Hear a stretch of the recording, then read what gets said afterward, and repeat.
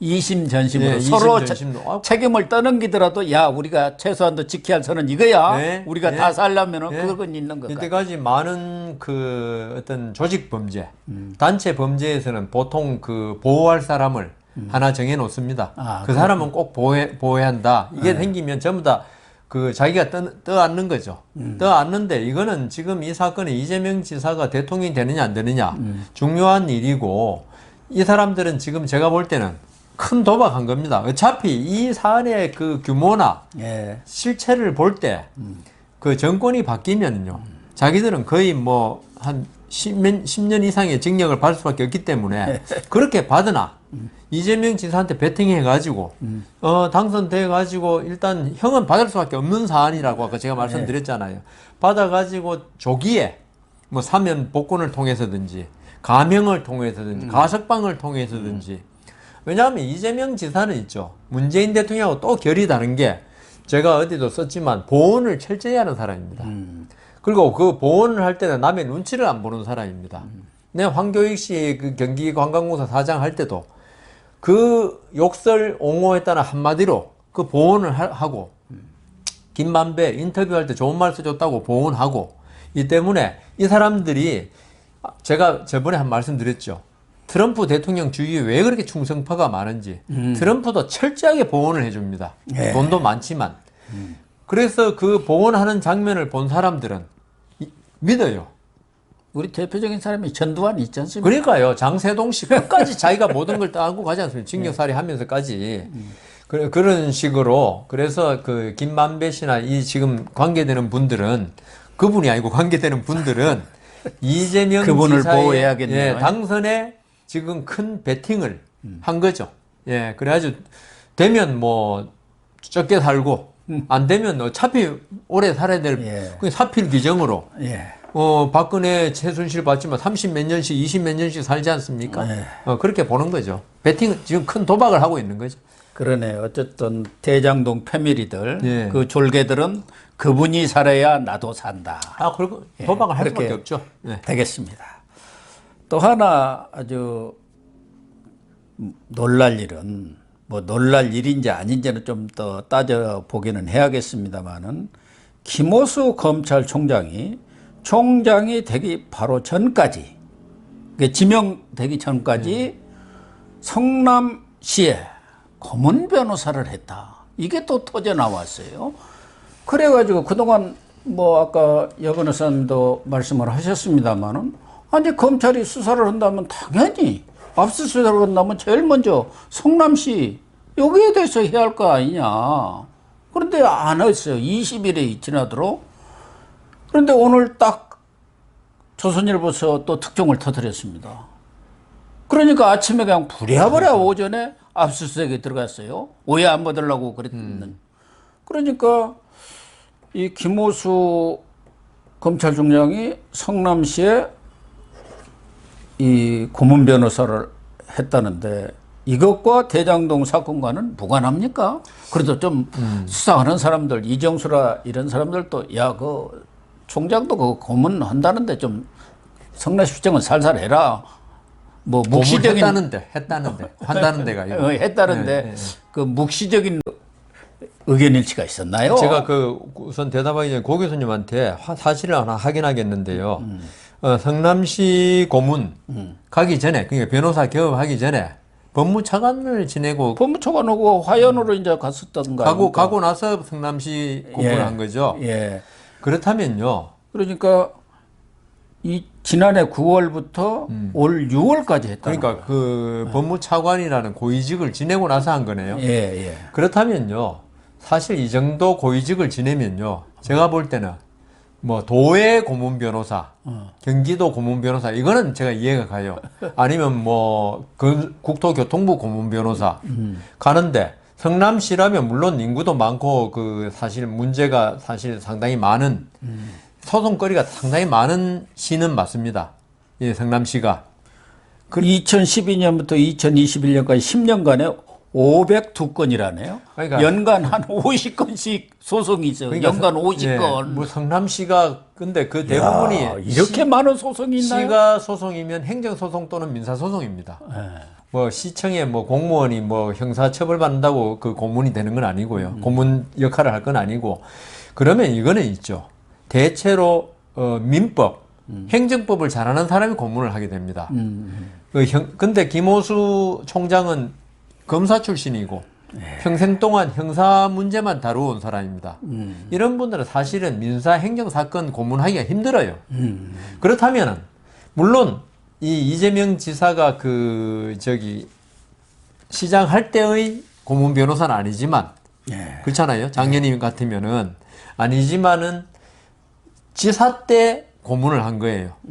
그리고 이 성남시의 이재명 지사로서는 성남시를 보호할 만한 가치가 있다는 생각을 했을 가능성이 있습니다. 당연하죠. 예. 그러니까 뭐 6인방인가 50억 클럽 거기 나오다시피 이재명 지사가 지금도 그 성남시에 대한 압수수색이 상당히 늦춰졌고 오늘이야 이루어졌는데 이 때문에 이런 검사 출신을 성남시라는 지방자치단체에서 고문 변호사를 한다 아주 특이하다. 예? 그럼 특이하다면 그 특이함을 설명할 수 있는 근거가 있을 것이다. 근거를 이렇게 댔대요. 내가 뭐 분당에 사는지 성남시에 살고 있어서 봉사 차원에서 가서 고문을 맡았다. 아, 그렇더라도 아니죠. 그렇더라도 그게 말이 되는 소리입니까? 말도 되. 또 지방 변호사협회의 추천이 있었다. 참 국민들을 개돼지 궁색하네요, 진짜. 법무차관 그래서 최재형 원장이 감사위원 추천 왔을 때도 안 되겠다 했는 사람인데 두 번이나 했죠. 그것도. 예, 우선 그런 아까 말씀드린 대로 법무차관이면 있죠. 우리가 노블리스 오블리제라는 게 딴 게 아닙니다. 어떤 그 국가의 고위직을 맡았으면 있죠. 거기에 걸맞는 행위를 해라 이거거든요.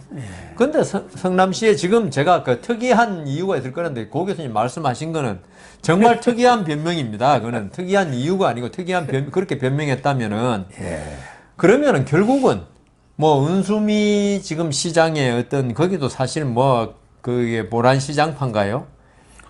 그 이야기 그때 많이 나왔잖아요. 그 조폭이 운영하는 사업체의 사람들이 차량을 제공하고 차량 운전수 대주고 월 200씩 줬다는 게 그게 이제 재판에서 다 나왔죠. 드러난 다 거 나왔는데 그러면 은수미 시장의 어떤 요청인가? 그건 아니라고 보는 거죠. 그래서 제 생각에는 이거는 이재명 지사와 관련이 있을 것이다. 이재명 지사로서는 50억 클럽 플러스 김호수 총장이 언젠가는 이 문재인 정부에서 다시 컴백할 가능성이 있는 인물 아니었습니까? 계속적으로 감사위원도 제청하고 이런 식으로. 장관급으로 5번인가 그러니까요. 노미네이트가 됐습니다. 그래서 어떤 안전판 역할로 맡긴 게 아닌가. 그게 이번에 이재명 지사의 그 배팅이 통했다는 거죠. 이게 아까 말씀드린 대로 아마 김호수 총장이 지금 이 대장동 사건은 워낙 국가를 갖다가 흔들흔들하는 사건이기 때문에 그러게 하는 사건이기 때문에 총장이 지휘를 하고 있을 겁니다.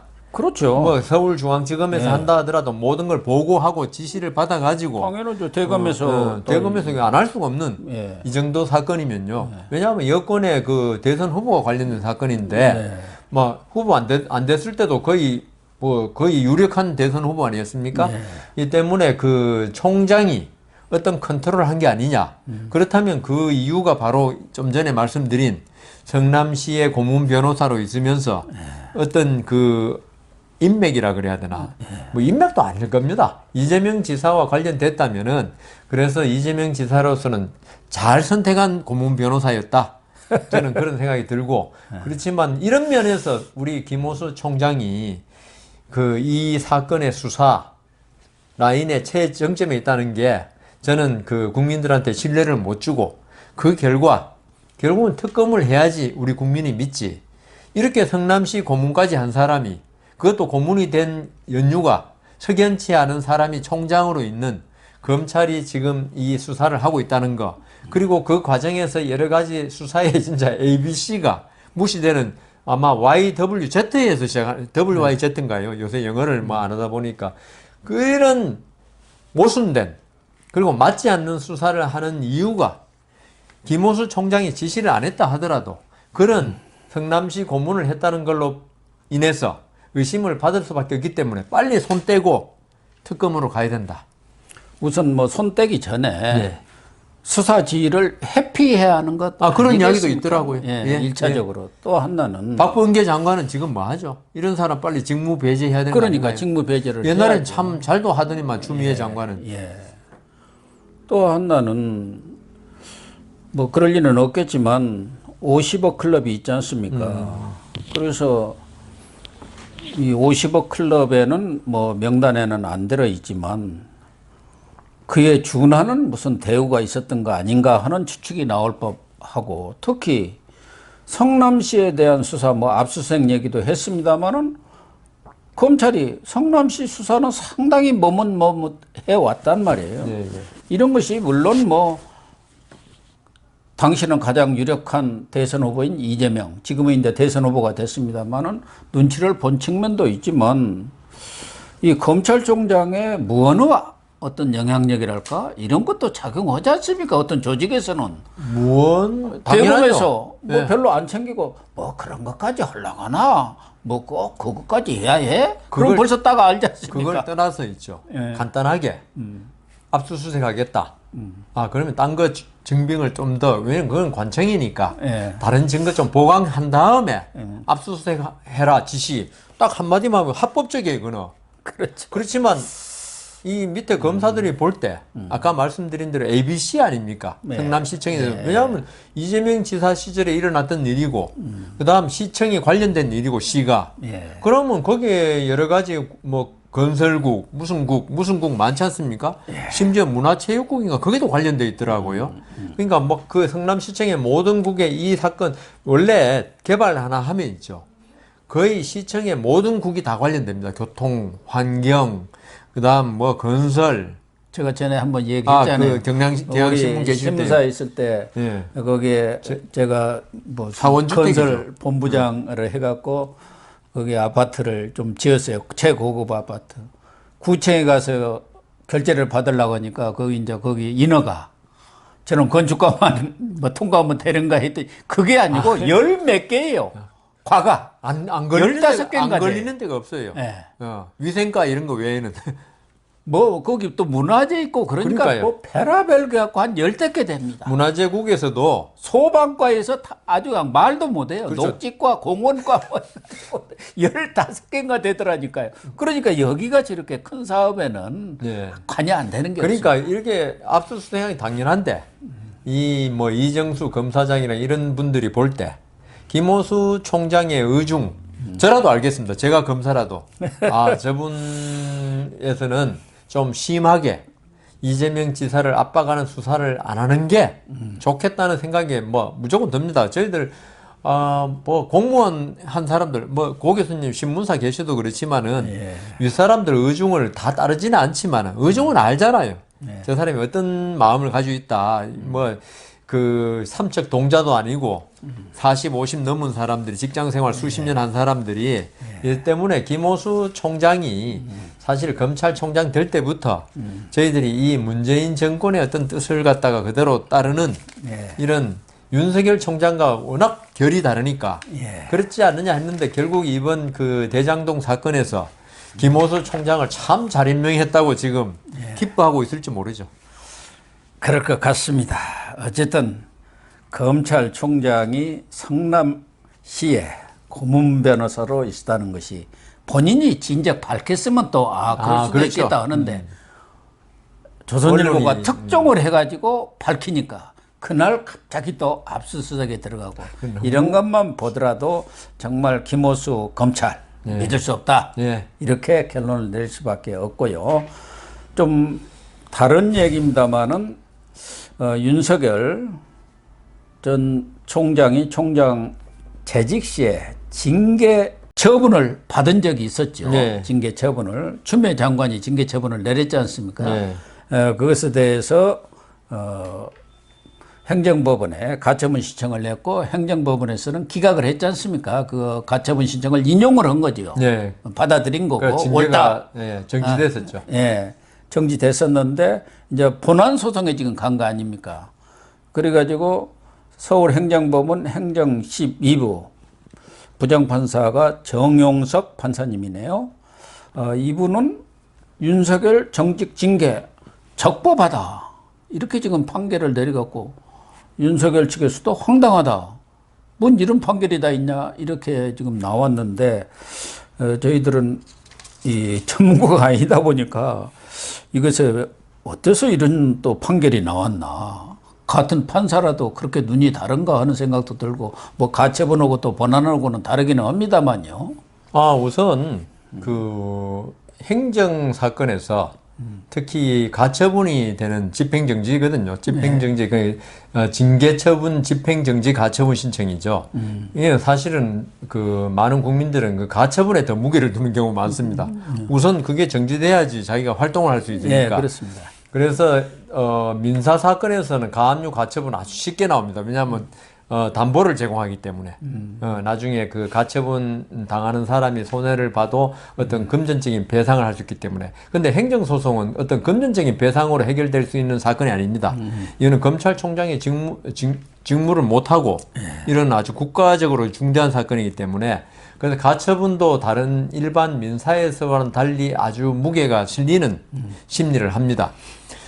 그리고 지금 말씀하신 대로 지금 가처분에서는 제가 그때도 그 우리 고 교수님하고 유튜브 하면서 생각이 나는데 절차 문제가 아주 심각했을 것이다. 네, 그렇습니다. 징계위원회 참석이라든가 여러 가지 윤석열 총장 측의 어떤 그 소명 요구에 대해서도 그걸 받아들이지 않고 그다음 징계위원도 사실 그 부적절한 사람이 들어가고 그다음 뭐 빠지고 지금 이제 한 1년이 넘었네 벌써 작년 12월이니까 거의 1년 가까이 돼가는데 제가 기억은 정확히 안 나지만 그 법원에서 절차를 중요시할 것이다. 그다음 거기에 더해서 지금 두 가지거든요. 판사 사찰. 지금 그때 징계 사유로 낸 것은 뭐 크게 보면 세 가지입니다. 네. 하나는 재판부 사찰, 판사 사찰로. 그다음 채널A 감찰 방해. 채널A 감찰 하나 있고 또 정치적인- 수사방해. 네, 그거 그게 하고 두 개로 나눠서 이제 그게 세 개가 되고 네. 전체적으로 보면 이제 두 개입니다만 실제적으로는 또 하나는 정치적 정치관여 뭐 이런 중립 위반. 건데, 근데 정치적 중립 위반은 이번에 역시 그 정도로는 될 수 없다. 징계 사유가 안 정치를 된다. 앞으로 할지 안 할지도 모르는데. 그런데 그 앞에 부분 재판부 그러니까요. 사찰 의혹, 저도 채널A 기억나는데 사건 이 부분에 판사 대해서 사찰에 대해서 지금 윤석열 총장한테 보고를 했는데 그걸 공판부하고 내려주라 그랬다는 건데요. 그걸 과연 이제 그 판사 사찰이라고 볼 수, 사찰이라는 건 있죠. 그 사람을 몰래 미행하면서 우리 안기부 사찰을 그렇죠. 가장. 예. 근데 그게 아니고 검사들이 이제 그 공판에 관여하면서 이 판사가 어떤 성향인가를 알아야지 어떤 증인을 갖다 신청하고 어떤 식으로 변론을 해야지 예. 검사로서는 유죄를 받는데 유리한가 그거 성향을 분석해 놓은 겁니다. 예, 사찰이라면 전형적인 게 판사가 저녁에 일과 끝나고 어떤 사람과 만나서 저녁을 식사를 하고 그다음 술을 먹고 일요일 날은 골프를 치고 이런 게 사찰인데 우리가 흔히 말하면 미행 내지는 예, 도청, 그러니까 그거는 불법입니다. 예, 이런 걸 얘기해요. 근데 그때 검사들이 한 거는 있죠. 신문 기사, 그다음 뭐 법조인 대관, 그다음 세평 예. 이런 걸 가지고 들어가지고 이 판사는 이런 증인을 갖다 안 받아주고 어떤 검사가 이런 주장을 할 때 검사들 주장할 때 안 받아주고 이런 게 있더라. 이걸 보고한 겁니다. 그러면은 우리 변호사들도 그 판사에 대해서 그 재판이 걸려 있으면 그 판사의 성향을 분석할 수밖에 없습니다. 예. 안 그러면 그 판사마다 다 다르니까요. 그렇죠. 예. 이제 그걸 갖다 국가기관이 한 것이니까 이제 문제가 좀 될 수 있는데 그 부분에 대해서는 평가가 다르다고 생각합니다. 달라질 수 있다고. 가처분 재판부도 그렇고 이번 재판부도 그렇고 그다음 마지막으로 지금 항소를 한다고 그러니까 항소심에서 또 달라질 수 있다고 생각합니다. 이거는 1심 판사의 견해고 네. 그다음 두 번째가 이제 채널A 사건 그 기자 감찰 수사 방해 사건 아닙니까? 근데 그거는 있죠. 이미 무죄가 다 나버렸어요. 채널A 기자하고. 예? 예, 그렇죠. 예. 그리고 원래 그것은 그러니까- 검언 유착이라는 그런 프레임으로 수사가 됐는데 했기 때문에. 결과적으로 보면 검찰과 언론이 유착한 게 아니다. 네. 한동훈 검사장하고 무슨 그럼요. 채널A 기자하고 한 게 아니고 권력과 MBC 권언 유착이라는 게 또 드러나 버린 거 그러니까요. 아닙니까? 그런 어떻게 보면 있죠. 정당한 행위에 대해서 감찰을 하겠다는 걸 윤석열 총장이 막은 거라 되는 거 아닙니까? 지금 판결에 따르면은. 결론적으로 그 무죄 받은 건 이야기도 안 하고 이 감찰을 갖다가 중지시킨 거 이게 문제라 그러는 거는 물론 검찰총장의 권한이 어디까지인지 잘 모르겠어요. 감찰에 대해서 독립적으로 하는 건지 아니면 이것도 어떤 전후 사정을 봐가지고 중지시킬 수 있는지 그 부분에 대한 평가가 달라질 거고요. 뭐 아까 말씀하신 대로 총장의 어떤 정치 중립, 관여, 금지 그거는 뭐 이번에 그건 아니라 그랬으니까 그 정도인데 저는 이제 한편으로는 이 윤석열 총장 측에 이제 변호인 있지 않습니까? 변호사, 소송 대리인, 뭐 송경식 변호사인가요? 그런 그렇습니다. 분이 있던데 보통 아까 제가 말씀드렸지 않습니까? 행정 사건에는 가처분이 이기면 있죠. 별로 관심이 없어요. 본안 사건은. 그러겠죠. 그리고 또 이 사건은 더 관심이 없는 게 이미 사표 내고 나왔으니까 징계 처분이 대서로 난다고 해가지고 다만 정치적인 의미는 있죠. 그게 맞으면은 역시 부적절한 행위를 했다. 그래서 이 변호사들이 조금 소홀히 한 게 아닌가 변론을 이미 다 끝났고 이제 뭐 별로 관심도 없는 그런 근데, 측면도 있을 수도 있겠네요. 이 법무부 측은 죽기 살기로 왜냐하면 박범계 장관 휘하에 있는 법무부니까 일단 윤석열을 갖다가 오명을 씌워야 되니까 죽기 살기로 하고 이쪽에서는 그냥 뭐 가처분도 이겼고 뭐 지금 징계처분 취소 그대로 있어봤자 아무 의미도 없다.